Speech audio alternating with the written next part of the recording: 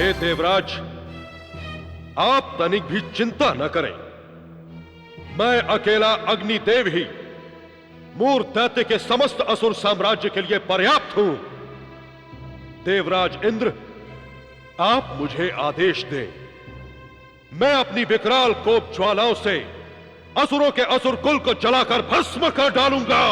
और आप मुझ वरुण को अग्निदेव से कम ना समझें। आपकी आज्ञा मिलते ही मैं घोर प्रलय की वर्षा करके सारे असुर समाज को पाताल से नीचे दलदल में दबा दूंगा। देवराज, मुझ वायु के पराक्रम से क्या आप परिचित नहीं? गुरुवर बृहस्पति के आशीर्वाद से मैं अपने प्रचंड पवंडर से सारे के सारे असुरों को दिशाओं से दूर उखाड़ फेंकूंगा, जहां उनका अस्तित्व ही समाप्त हो जाएगा। मृत्यु का देवता यमराज काल का दूसरा रूप है। मेरे भयानक जबड़े से आज तक कौन बचा है? फिर हे देवराज, किस बात के लिए आप सेना को संगठित कर रहे हैं? मेरे प्रबल मृत्यु शस्त्र पर आपको भरोसा नहीं है? हे यमदेव, अग्निदेव, वरुण देव और वायुदेव, और आप सभी देवताओं के उत्साह को देखकर मैं गर्व से फूला नहीं समा रहा हूं। अब कोई संदेह नहीं कि विजय हमारी ही होगी। मेरा वज्र भी महापापी मूर के मस्तक को चूर चूर करने हेतु मचल रहा है, किंतु मैंने आप सबको यहां संगठित करने का आदेश सेनापति कुमार कार्तिकेय को इसलिए दिया है कि उचित अवसर की प्रतीक्षा करते हुए आप सब युद्ध अभ्यास करते रहें। आप निश्चिंत रहें, हम सदैव सावधान रहेंगे एवं आपके आदेश की प्रतीक्षा करेंगे। देवराज इंद्र की, देवराज इंद्र की, देवराज इंद्र की, देवराज इंद्र की, देवराज इंद्र की, देवराज इंद्र की।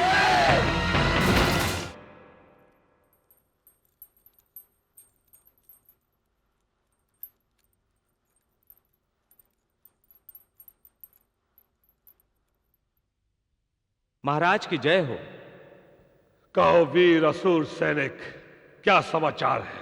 सेनापति विकंपन आपसे मिलने की अनुमति चाहते हैं।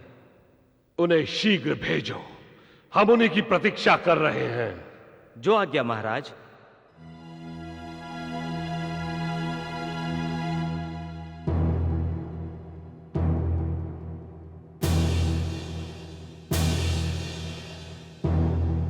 महाराज, आपकी आज्ञा से हमारे असुर वीरों ने सारी धरती को छिन्न भिन्न कर दिया है। ब्राह्मण और तपस्वियों की हड्डियों से स्थान स्थान पर पर्वत बना दिए गए हैं। बहाए गए रक्त की नदियों में बाढ़ सी आ गई है। धरती से लूटी गई अपार संपत्ति से हमारे सारे भंडार गृह भर गए हैं महाराज, और यहां तक कि स्थान न मिलने के कारण खुले आंगन में घास फूस की तरह उनके ढेर लगा दिए गए हैं। हे महाबली विकंपन, आज हमारी प्रसन्नता की कोई सीमा नहीं। तुम्हारे इस गौरवपूर्ण कार्य के लिए यदि हम तुम पर स्वर्ग का राज्य भी निछावर कर दें तो वो भी कम है। हे असुरराज, सेनापति विकंपन के नेतृत्व में असुर योद्धा अति उत्साहित हैं। ऐसे में शीघ्र ही हमें स्वर्ग पर धावा बोल देना चाहिए, ताकि स्वर्ग का राज भोग रहे देवताओं का हम सफाया कर सके। महामात्य जी, हम आपके इस उचित परामर्श का स्वागत करते हैं। स्वर्ग पे जो देवताओं ने जबरन अधिकार जमा रखा है, वहां से उन्हें निकालकर हम आपके स्वर्गवासी पुत्र और हमारे प्रिय मित्र की समाधि बनाएंगे। हे असुरदेव, मात्र स्वर्ग पर अधिकार कर लेने भर से मुझ बूढ़े के हृदय को शांति नहीं मिलेगी। मुझे और मेरे मृत पुत्र की आत्मा को उस दिन शांति मिलेगी जिस दिन आप ब्रह्मलोक और वैकुंठ लोक के साथ साथ शिव जी का शिवलोक भी छीन लेंगे। महामात्य,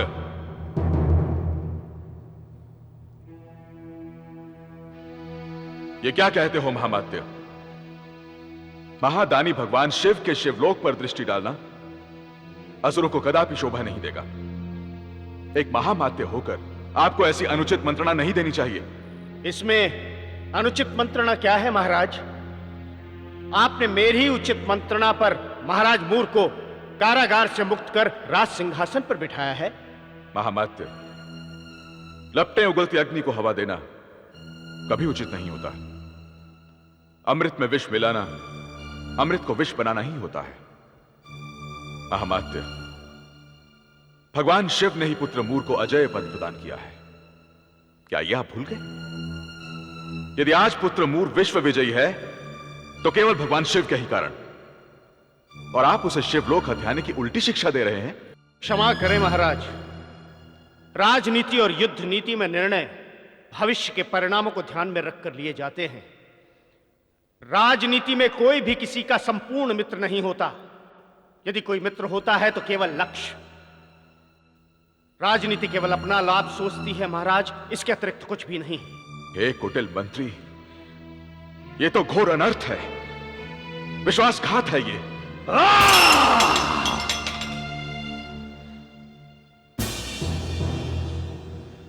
पिताश्री, हम अर्थ और अनर्थ कुछ भी नहीं जानते। हम जानते हैं तो केवल अपने लक्ष्य को। जब आप राजनीति छोड़ चुके हैं तो उसमें हस्तक्षेप नहीं करें तो उचित होगा। पुत्र, मैं हस्तक्षेप नहीं कर रहा हूं, मैं तो तुम्हारा सच्चाई से सामना करवा रहा हूं। जो नीति से चलते हैं पुत्र, वही सफल होते हैं। अंतिम विजय सदैव सत्य की होती है। पुत्र, तुम्हें स्वार्थपूर्ण झूठी सलाह को कदापि स्वीकार नहीं करना चाहिए। हे पिताश्री, ये मत भूलिए कि असुरों को सर्वोच्च पद दिलाना ही हमारा प्रथम एवं अंतिम लक्ष्य है। असुरों को हमने यही आश्वासन दिया है, और ये लक्ष्य को पाने के लिए हमें साम दाम दंड भेद जिस भी नियति का सहारा लेना पड़ेगा, हम उसका उपयोग करेंगे।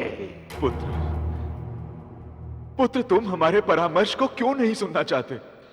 इसीलिए कि ना आप अब राजा हैं और ना मंत्री। वैसे भी आप अब अधिक बूढ़े हो गए हैं। आपकी बुद्धि अब काम नहीं करती। अतः उचित यही होगा कि माता सुरेश्वरी देवी के चरणों में बैठकर असुरों के हित में उसे प्रसन्न करें। किंतु पुत्र, तुम्हें मेरी बात सुननी ही पड़ेगी। पिताश्री, यह आपका पुत्र नहीं, एक राजा अपनी राजनीति की गुप्त मंत्रणा कर रहा है। अतः आप शीघ्र यहां से चले जाएं। ये मुझ असुर राज की राज आज्ञा है।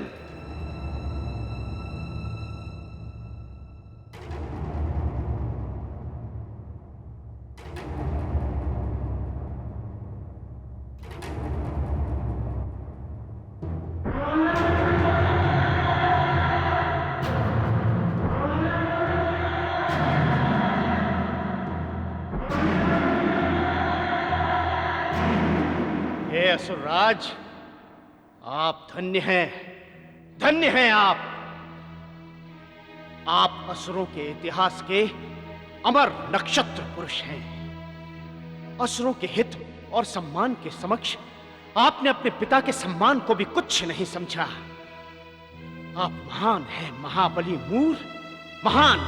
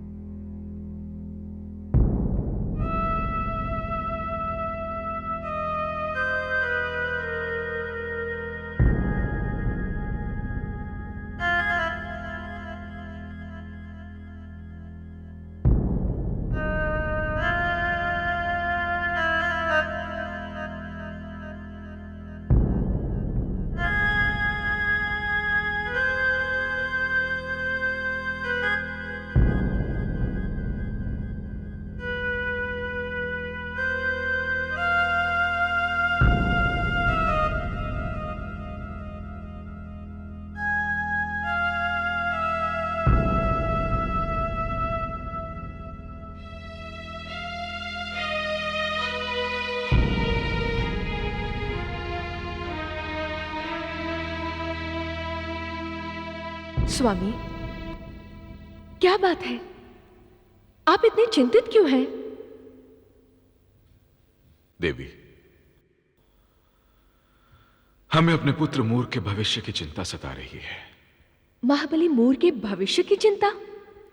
भला अब उसके भविष्य की चिंता कैसी? वो तो विश्व विजेता है, और त्रिलोकी में किसका साहस है जो उसकी आंखों से आंखें मिला सके? लगता है अकारण ही चिंता करना आपका स्वभाव बन गया है। तुम नहीं जानती देवी, तुम्हारा पुत्र मूर जिस नाव पर सवार है वो बिना पतवार की है, और जो उसको दिशा दिखा रहा है वो भी एक अंधा मार्गदर्शक है। यह आप किसकी बात कर रहे हैं स्वामी? मैं महामात्य के बारे में कह रहा हूं देवी। वो अपने मरे हुए पुत्र के प्रतिशोध की ज्वाला में अंधा बन चुका है, और अब वो हमारे महत्वाकांक्षी पुत्र मूर की आड़ में सारे असुर समाज को युद्ध की भीषण ज्वालामुखी में झोंक देना चाहता है।